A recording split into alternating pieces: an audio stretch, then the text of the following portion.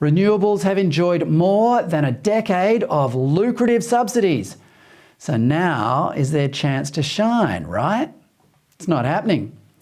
Instead, Europe is reducing its production of solar panels. Industry website PV Tech says around 35 gigawatts of solar panel manufacturing projects in Europe are at risk of being mothballed because they're no longer profitable.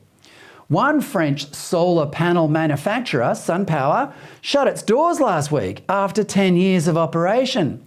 It had a capacity to produce 150,000 panels a year. Well, it's going to get even worse for those parts of Europe that already partially rely on renewables this winter. Thanks to the La Nina weather pattern, Europe will be unusually cold and the winds will be unusually calm, making the existing solar panels and windmills even more useless. This is the future that Climate Change Minister Chris Bowen and Prime Minister Anthony Albanese are planning for Australia.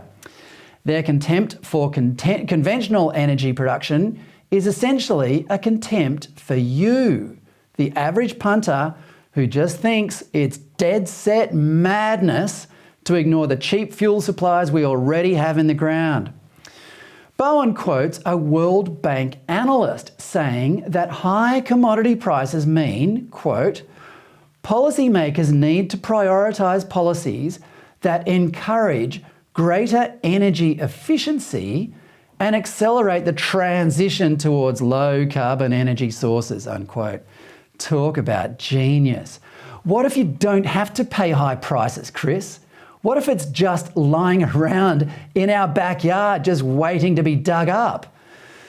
Bowen also said, quote, it's been clear for some time that the role of coal generation in Australia's energy mix would necessarily change, unquote.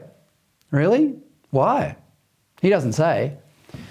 Here's another brilliant irony from Europe that is pertinent in Australia for a couple of reasons. It wasn't long ago that Paris was choosing to switch off the Eiffel Tower's lights. This video is from Earth Hour in 2018.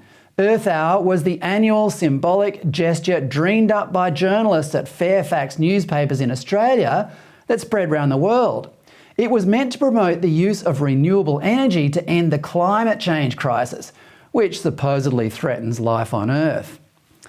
But now the tower's lights are being switched off because of a genuine crisis, high prices caused by short supply of gas and coal, that actually does threaten lives and livelihoods.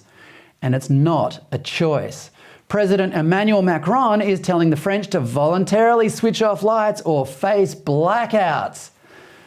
Bowen, who's always keen to emulate his leftist heroes in Europe, will be making similar warnings in Australia next winter.